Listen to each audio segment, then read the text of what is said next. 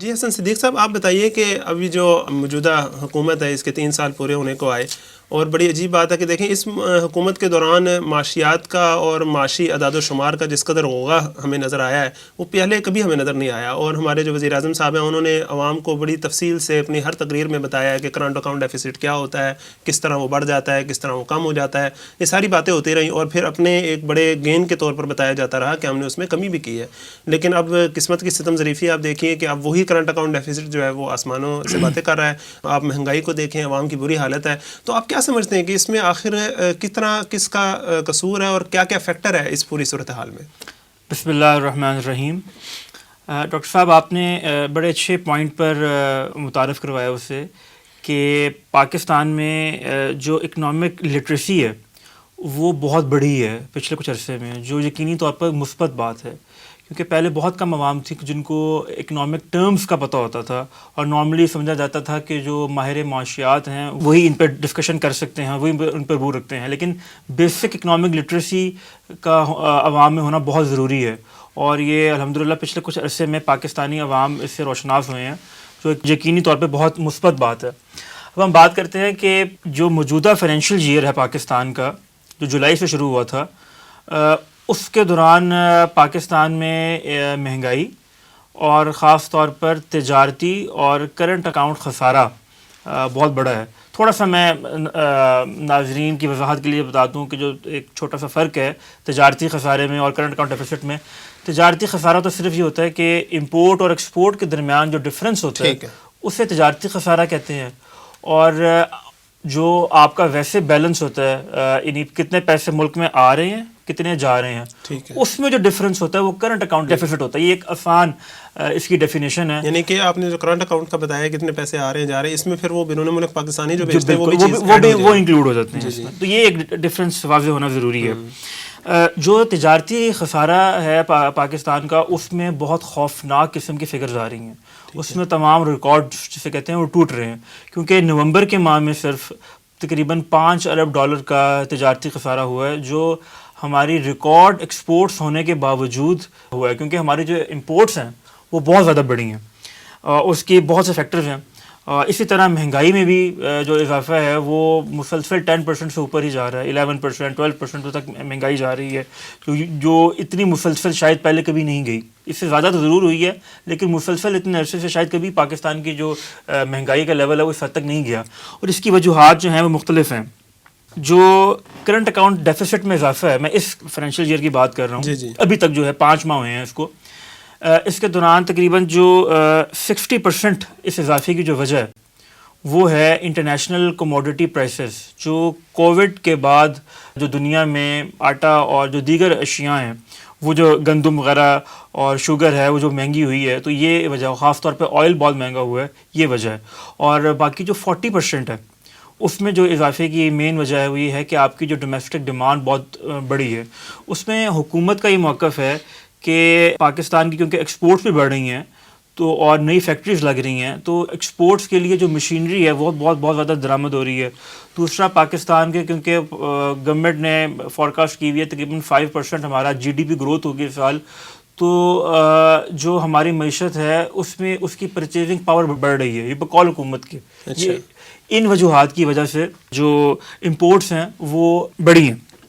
Government یہ کہتی ہے، یعنی یہ اسٹیٹ بینک کا آفیشیل رسپانس ہے، گورنمنٹ کا فوکس جو ہے وہ میکرو اکنامک پہ ہی لگ رہا ہے، کیونکہ وہ مین چیزوں کو ایڈریس کرنے کی کوشش کر رہی ہے، جس کی وجہ سے نیچرلی جو عام طبقہ ہے اس پر اثر ہو رہا ہے. کیونکہ حکومت کا اسٹیٹ بینک کے ڈپٹی گورنر ہے مرتضیٰ سعید، انہوں نے ابھی حال ہی میں ایک آرٹیکل لکھا ہے اور انہوں نے کہا ہے کہ ہم جو لوگوں میں مشکلات ضرور آ رہی ہیں، لیکن انہوں نے وجوہات یعنی ڈائگنوز کی ہیں کہ کیوں پاکستان اس دفعہ جو معاشی بحران ہے اس میں سے نکل آئے گا. انہوں نے 3 وجوہات لکھی ہیں کہ پاکستان جو پچھلی دفعہ معاشی بحران آیا تھا 17-18 میں، جو اکنامک ببل برسٹ ہوا تھا، وہ کیوں ہوا تھا اور اس دفعہ کیوں نہیں ہوگا. انہوں نے 3 وجوہات میں یہ کہا ہے کہ پہلے جو مانیٹری پالیسی کا رسپانس لیٹ ہے، مانیٹری پالیسی ہوتا ہے کہ جو شرح سود کا فیصلہ کرتا ہے اسٹیٹ بینک، اس کا رسپانس لیٹ آیا تھا. دوسرا، فارن ایکسچینج ریزرو تب $7 ارب پہ پہنچ گئے تھے، یعنی آپ کے کرنٹ اکاؤنٹ خسارہ اس سے تقریباً 3 گنا زیادہ تھا. یہ وجہ تھی. تیسرے نے بات کی تھی کہ آرٹیفیشلی ایکسچینج ریٹ کو روکا ہوا تھا، تو ان کے مطابق اسٹیٹ بینک کے مطابق یہ تینوں چیزیں کور کی گئی ہیں اس دفعہ، اس لیے آپ کا اکنامک ببل نہیں پھٹے گا۔ اچھا، ان تینوں چیزوں کو تھوڑا سا ذرا ایکسپلین بھی کیجیے ذرا ناظرین کے لیے۔ ایکسچینج ریٹ تو یہی ہے نا کہ روپے پاکستان اسٹیٹ بینک کے مطابق ہم نے فری چھوڑا ہوا ہے روپی کو، بہت ہی کوئی خاص حالات ہوں تو اس میں وہ روپی کو، ابھی جو روپی گر رہا ہے بالکل وہ ہم نے فری چھوڑا ہے، تو وہ بالکل نیچرل ہے، نیچرل رائز ہے اس کا۔ تو دوسرا فارن ایکسچینج ریزرو جو ہیں وہ ہم اس کو نیچے نہیں جانے دے رہے، جس طرح سعودی عرب سے بھی امداد آئی ہے، پھر آئی ایم ایف سے بھی $1 ارب کی اپروو ہو گئی ہے، ایک نیکسٹ انسٹالمنٹ اپروو ہو گئی ہے۔ پھر تیسرا مانیٹری پالیسی جو میں نے بتایا شرح سود ہے، وہ بھی پاکستان نے بڑھائی ہے۔ اس میں ایک مثال ضرور دینا چاہوں گا، اس میں یہ ایک تھیری ہے اور کہ اس پہ دنیا میں بہت بحث ہے کہ ایکسچینج کے انٹرسٹ ریٹ بڑھانا جہاں پہ مہنگائی زیادہ ہو رہی ہو وہ فائدہ مند ہوتا ہے یا نہیں ہوتا۔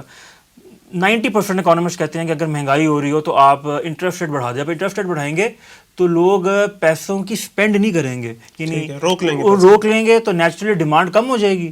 یہ آسان الفاظ میں ہے، اس میں کئی جیتی ہوں گی لیکن آسان الفاظ میں یہی ہے، تو پھر مہنگائی کم ہوگی۔ لیکن آپ کو میں ٹرکی کی ایگزامپل دیتا ہوں۔ ٹرکی میں دیکھیں نا، جو آپ نے کہا کہ لوگ پیسے روک لیں گے، دیکھیں وہ تو بڑے سرمایہ دار پیسے روکیں گے اور ان کی ڈیمانڈ میں تو کمی آ سکتی ہے، لیکن جو عام طبقہ ہے ہمارا، جو عام بنیادی ضروریات کی چیزیں لے رہا ہے، وہ تو پیسے نہیں روکے گا۔ بالکل، اور اس کا سب سے بڑا نقصان جو ہوگا، جو آپ کا یہ انڈسٹریلسٹ ہے وہ قرضہ نہیں لے سکے گا بینک سے، اور وہ پھر نوکریاں کیسے پیدا ہوں گی۔ اس میں بہت مسائل ہیں۔ انٹرسٹ ریٹ بڑھنا جو ہے یہ آپ کے ملک کی اکانومی کی تباہی کی نشانی ہے، میں یہی کہنا چاہ رہا ہوں۔ ٹرکی کی آپ کو میں ایگزامپل دیتا ہوں۔ ٹرکی میں آلریڈی 16% ریٹ تھا، انہوں نے کم کر کے 15% کر دیا ہے، جس پہ اردوغان کو بہت لیدے ہو رہی ہے۔ اس کی اپوزیشن پارٹیز ہوں یا اکانومسٹ ہوں، BBC ہو، الجزیرہ ہو، اس وقت شدید ترین تنقید کر رہا ہے، کیونکہ جو ٹرکی کا لیرا ہے وہ بالکل نوز ڈائیو کر چکا ہے، وہ بالکل ٹرکی کی اکانومی بھی کولیپس کے دھانے پر۔ لیکن اردوغان کا یہ کہنا ہے کہ میں انٹرسٹ ریٹ نہیں بڑھاؤں گا، اور کیونکہ وہاں ان کے اکانومسٹ کے مطابق تو 20% پلس جانا چاہیے، اور وہ کہتا ہے کہ پہلے ان کا جو ریٹ ہے وہ ہمارے ریٹ سے تو بہت زیادہ ہے، لیکن وہاں کی اکانومی کا ان کا حال ہمارے سے بھی زیادہ برا ہے۔ وہ کہتے ہیں اس کو مزید اوپر لے کے جائیں اکانومسٹ کے مطابق۔ وہ پچھلے 2 سال میں 3 سینٹرل بینک کے چیف چینج کر چکے ہیں، اسی بات پہ ان کی کسی سے لڑائی ہے۔ وہ کہتے ہیں ہم چائنا، اردوغان کہتا ہے میں اس کو ایسا ختم کرنا چاہتا ہوں انٹرسٹ ریٹ کو، اور وہ کہتا ہے کہ اچھی بات ہے، بالکل اچھی بات ہے۔ اور وہ کہہ رہا ہے، میں اسی بات پہنا چاہ رہا ہوں کیونکہ میں پاکستان سے لنک کروں گا اس کو، وہ کہہ رہا ہے کہ ہم چائنیز ماڈل فالو کرنا چاہتے ہیں، ہم چاہتے ہیں کہ ہم انڈسٹریز کو مزید رعایت دے رہا ہے اس میں شرح سود میں۔ وہ کہہ رہے ہیں ہمیں یہ ماڈل اپنانا پڑے گا وقتی طور پہ۔ میں یہی کہنا چاہ رہا ہوں کہ وقتی طور پر ان کی عوام میں بہت زیادہ رسپانس آ رہا ہے، ان کی عوام بالکل خوش نہیں ہے، کیونکہ انٹرسٹ ریٹ ایک خاص جگہ رکھنے کی وجہ سے ان کی جو کرنسی ہے وہ بہت زیادہ ڈی ویلیو ہو رہی ہے۔ ٹھیک ہے، وہاں مہنگائی مزید بڑھ رہی ہے، لیکن وہ اپنی بات پر جمے ہوئے ہیں، اور انہوں نے پچھلے دنوں اپنے جو ٹاپ ٹیم تھی ان سے کافی بندوں کو اسی وجہ سے فارغ کی ہے۔ پاکستان میں جو انٹرسٹ ریٹ ہے وہ 8.5 ہے اور اس وقت، اور جو ٹرکی میں ہے وہ 15% ہے۔ لیکن جو اکانومسٹس کی یا جو مانیٹری پالیسی کے ایکسپرٹس ہوتے ہیں ان کے مطابق ٹرکی میں اس سے بھی بہت زیادہ انٹرسٹ ریٹ ہونا چاہیے، کیونکہ دنیا کے کئی ممالک ایسے ہیں جہاں پر جب ان کی معیشت کے حالات ہوئے ان کو اس سے بھی زیادہ انٹرسٹ ریٹ بڑھانا پڑا ہے۔ اور اگر اکارڈنگ ٹو اسٹیٹ بینک کہ اگر ہم انٹرسٹ ریٹ نہ بڑھاتے تو مہنگائی یا آپ کی جو کرنسی ہے وہ اور بہت زیادہ ڈی ویلیو ہوتی ہے، مہنگائی اس سے زیادہ بڑھ جاتی۔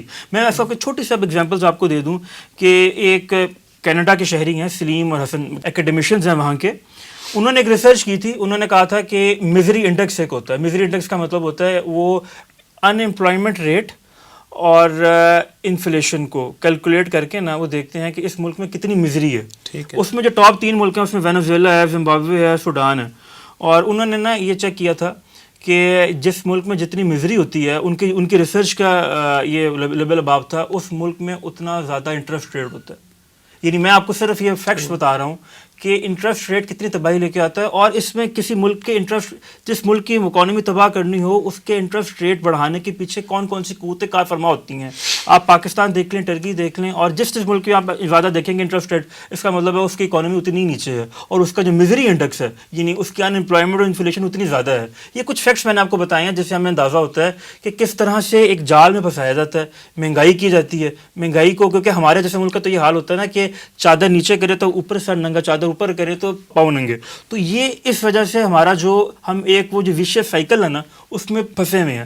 ایک ہی دفعہ اگر آپ کی کمیونیکیشن اچھی ہو, جس طرح اردگان بار بار آ کے قوم کے سامنے کہہ رہا ہے میں کیوں انٹرسٹ ریٹ بڑھا رہا ہوں, میں کیوں کہہ رہا ہوں, اگر آپ کی گورنمنٹ کی خود جو وہ کہتے ہیں وہ کرتے ہوں اور ان کی پالیسیز ٹھیک ہوں تو پھر عوام بھی مشکل حالات فیس کرنے کو تیار ہو جاتی ہیں. ہمیں یہ قوم کو بتانا ہوگا کہ اگر ہم نے ان جو مشکل معاشی حالات ان سے نکلنا تو ہمیں کیا کرنا ہوگا, کیا کیا مشکل فیصلے لینے ہوں گے.